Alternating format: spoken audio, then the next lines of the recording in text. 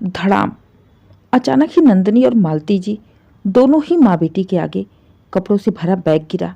दोनों ही डर कर दरवाजे की ओर देखती हैं तो सामने नंदनी का पति रोहित गुस्से में बड़ी बड़ी आंखें किए हुए नंदनी को घूर रहा था। अचानक दामाद का इतने गुस्से भरा रूप देख मालती जी डर जाती हैं। फिर बड़ी हिम्मत करके उन्होंने रोहित से बोला, दामाद जी, ये क्या तरीका है और ये बैग कैसा है? माँ जी, बैग तो आपकी बेटी का है और तरीका इसके लिए यही सही है। आज तो मैंने कपड़ों से भरा बैग फेंका है।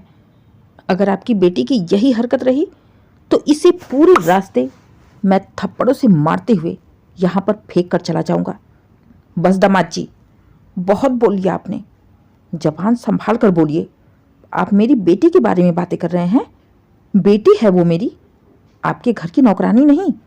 शादी हुई है इसका मतलब ये नहीं कि आप जैसे चाहेंगे उसे रखेंगे।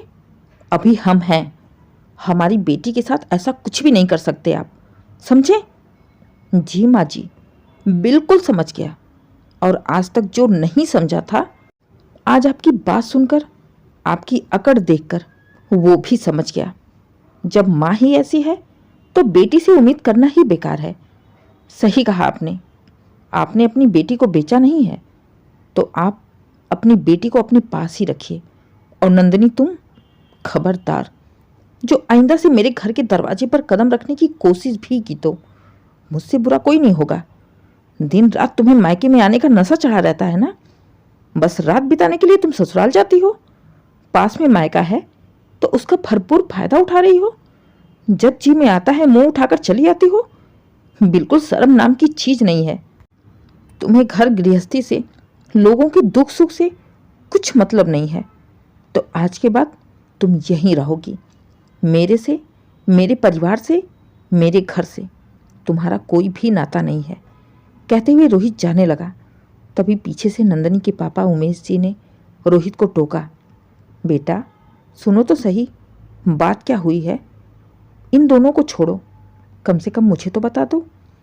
उमेश जी की बात सुन रोहित थोड़ा नॉर्मल हो गया, क्योंकि उसे पता था उस घर में उमेश जी की नहीं बल्कि मालती जी की ही चलती है। थोड़ा नॉर्मल होते हुए रोहित ने उमेश जी से कहा, पापा जी, आपको पता है ना 10 कदम पर ही मेरा घर है और शादी को पूरे 1 साल होने को आ गए हैं। नंदनी कभी भी पूरे दिन ससुराल में नहीं रहती। रोज़ सुबह ये चली आती है और फिर रात को जाती है। यही इसका रोज का है। घर पर माँ अकेली रहती है, पापा है नहीं, मैं ऑफिस चला जाता हूँ। नंदनी ने कभी भी मेरी माँ के बारे में नहीं सोचा। माँ भी उसे कुछ नहीं कहती है, ये सोचकर कि धीरे धीरे वो अपनी जिम्मेदारी समझ जाएगी। लेकिन नहीं, इसे तो कुछ समझ में ही नहीं आता है। 1-2 बार माँ ने नंदनी को मना भी किया था कि रोज रोज मायके मत जाया करो, लेकिन आपको पता है ना नंदनी ने कितनी लड़ाइयाँ की थी माँ से। आज मैंने इसे मना किया था कि आज मायके मत जाना, क्योंकि माँ की तबीयत ठीक नहीं है, उन्हें तेज बुखार हुआ है। 1 गिलास पानी भी उठकर पीना मुश्किल है। मैं इसे मना करके ऑफिस चला गया था। इसके बावजूद भी मेरे ऑफिस जाते ही ये तुरंत मायके चली आई। अब आप बताइए, ऐसे में मैं क्या करता? अपनी माँ को वहाँ अकेले मरने के लिए छोड़ दूँ? रोहित की बात सुन उमेश जी चुप हो गए। रोहित की एक एक बात सही थी, वो अपनी जगह बिल्कुल सही था। रोहित की तरह उमेश जी की भी अपनी पत्नी और बेटी से लाचार थे। ना नंदनी उनकी सुनती थी और ना ही मालती जी सुनती थी। लेकिन वहीं पर पास में बैठा उमेश जी का बेटा अशोक जब अपने जीजा की बात सुनी तो उसे नंदनी और अपनी माँ के ऊपर बहुत गुस्सा आया। रोहित को समझा बुझाकर भेजने के बाद अशोक सीधे अपनी माँ मालती जी और नंदनी के पास जाता है, जो हॉल में बैठी रोहित के व्यवहार को लेकर दुखी हो बातें कर रही थी। नंदनी रो रो कर अपनी माँ से अपना दुख बता रही थी। उनका कहना था कि रोहित ने सारा कुछ अपनी माँ के कहने पर किया है। रोहित की माँ की कोई तबीयत खराब नहीं है, वो जानबूझकर नाटक कर रही हैं। उन दोनों के बीच में झगड़ा कराने की कोशिश कर रही हैं। नंदनी की बात सुन अशोक वहीं से गुस्से में अपनी पत्नी माला को बुलाता है और कहता है, माला, आज के बाद तुम अपना मेरा, मम्मी पापा का खाना बनाओगी। और एक भी रोटी ज़्यादा नहीं बननी चाहिए, उतना ही बनाना जितना हम चारों खा सकें। किसी पांचवें के लिए तुम्हें खाना बनाने की ज़रूरत नहीं है, ना काम करने की ज़रूरत है। तुम किसी की नौकर नहीं हो। अचानक ही बेटे का बदला रूप देख मालती जी हैरान हो जाती हैं। वो हैरानी से अशोक से कहती हैं, अरे बेटा, रोहित कम था क्या जो अब तुम भी शुरू हो गए हो?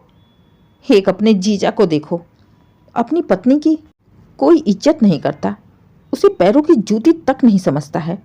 और एक तुम हो जो रूह के गुलाम बन रहे हो। तुम्हारा दिमाग काम नहीं कर रहा है। 4 नहीं, हम 5 लोग हैं इस घर में। नंदनी भी है, दिखाई नहीं दे रहा?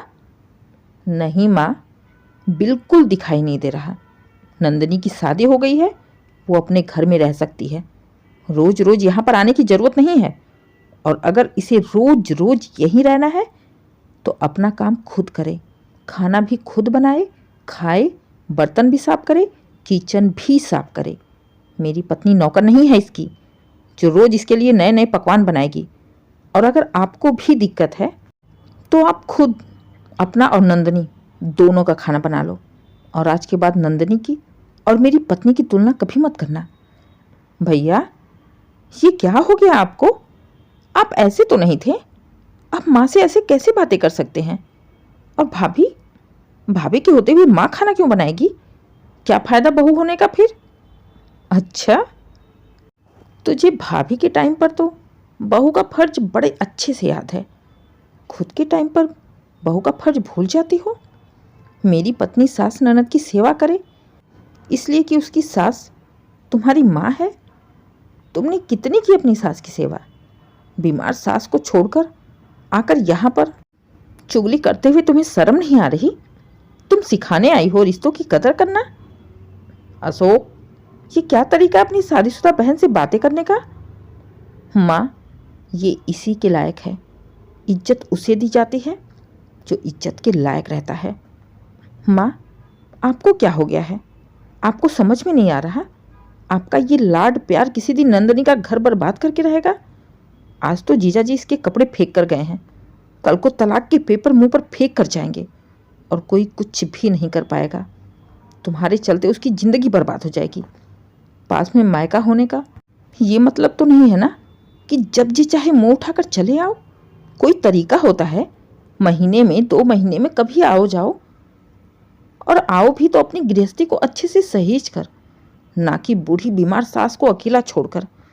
अगर अचानक उन्हें कुछ हो जाए या वो मर मरा जाए तो दुनिया थूकेगी तुम्हारे ऊपर, तुम्हारी बेटी के ऊपर।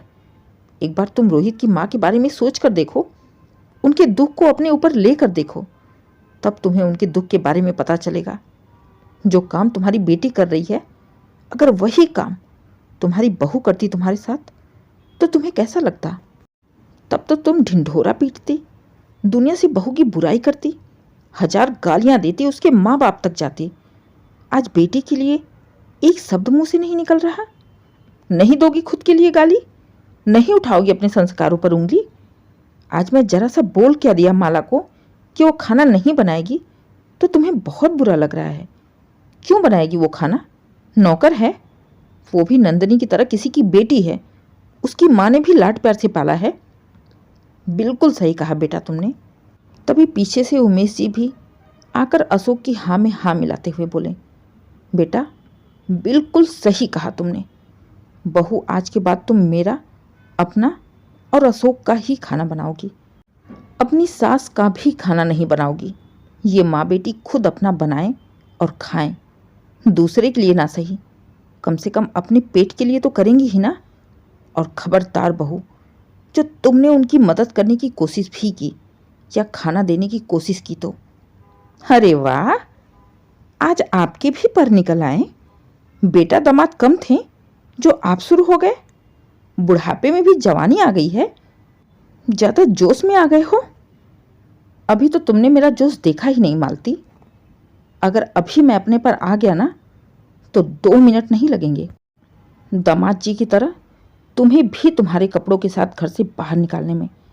अभी मैं सही सलामत हूँ और इस घर का मालिक हूँ। खुद का ख्याल भी रख सकता हूँ। इसलिए मुझे तुम्हारी कोई भी ज़रूरत नहीं है, जैसे तुम्हारे दामाद को ज़रूरत नहीं रह गई तुम्हारी बेटी की, वैसे ही मुझे भी तुम्हारी ज़रूरत नहीं है। और ये घर भी मेरा है। 2 मिनट के अंदर में ही माँ बेटी को घर से बाहर निकाल दूंगा। इसलिए ज़बान पर लगाम दो और अपने खाने पीने की व्यवस्था खुद कर लो। आज ज़िंदगी में पहली बार उमेश जी ने गुस्से में मालती जी से बातें की थी। एक तरफ बेटा आग का गोला बना पड़ा था, तो दूसरी ओर पति अंगारों की तरह दहक रहा था। इन्हीं दोनों पर तो मालती जी को नाज था। ये दोनों ही उनके बस में थे, तो ही तो उनकी इस घर में चलती थी। वो जो कहती थी वही होता था। लेकिन आज यही दोनों उनके खिलाफ हो गए हैं, जिसके चलते मालती जी की औकात 2 कौड़ी की हो गई है। जब मालती जी खुद के लिए कुछ नहीं कर पाती, तो भला बेटी को कैसे इस घर में रख पाएंगी। घर का तनाव भरा माहौल देखकर, बेटे और पति का गुस्सा देख उनके मुंह ना लग, उन्होंने बेटी को समझा बुझाकर ससुराल भेजने में ही भलाई समझी। तुरंत ही फ़ोन उठाकर रोहित को फ़ोन लगाकर उनसे माफ़ी मांगी और उन्हें आश्वासन भी दिया कि आज के बाद नंदिनी बस महीने में 1 दिन के लिए उनसे मिलने आया करेगी। फ़ोन रखकर मालती जी ने तुरंत ही नंदिनी से कहा, बेटा देख, सबका गुस्सा तो तुम देख ही रही हो ना। ना तो तुम दामाद जी को समझा सकती हो, ना मैं तुम्हारे भाई और पापा को। ये तीनों ही हम दोनों के खिलाफ हो गए हैं। जैसे दामाद जी ने तुम्हें घर से निकाल दिया, अगर तुम्हारे पापा ने और भैया ने भी मुझे निकाल दिया तो फिर हम कहाँ जाएंगे। और तुम्हारे पापा का गुस्सा देखकर मुझे नहीं लगता कि वो ज़्यादा दिन तक हम दोनों को यहाँ रहने भी देंगे। आज तो खाना अलग करवाया है, कल को हमें ही अलग करवा दिया तो। बेटा भलाई इसी में है कि तुम थोड़ा अपनी गृहस्थी पर ध्यान दे दो। हम फ़ोन पर बातें करते रहेंगे। मैंने दामाद जी को साफ साफ बोल दिया कि तुम महीने में बस 1 दिन आओगी। तो बेटा महीने में बस 1 ही दिन हम मिलेंगे। रोज़ रोज़ आने से दोनों ही घर बर्बाद हो रहे हैं, और इस बुढ़ापे में मैं दर दर की ठोकरें नहीं खाना चाहती। खुद का बनाना, खुद का खाना मुझसे नहीं होगा। एक तो पहले ही माहौल इतना बिगड़ा हुआ था, दूसरा पति, पापा और भैया, इन सब का व्यवहार देख नंदिनी को लगा कि अगर सच में रोहित की तरह भैया और पापा ने भी माँ के साथ उसे घर से निकाल दिया तो फिर वो कहाँ जाएगी। ससुराल वाले भी उसके खिलाफ, मायके वाले भी उसके खिलाफ। अब तो कोई रास्ता ही नहीं था। हार कर मजबूरी में ही सही नंदिनी ने रोते हुए अपना बैग उठाया और चल पड़ी अपने ससुराल। ना नंदिनी को छोड़ने अशोक गया, ना ही उमेश जी गए, और ना ही रोहित आया।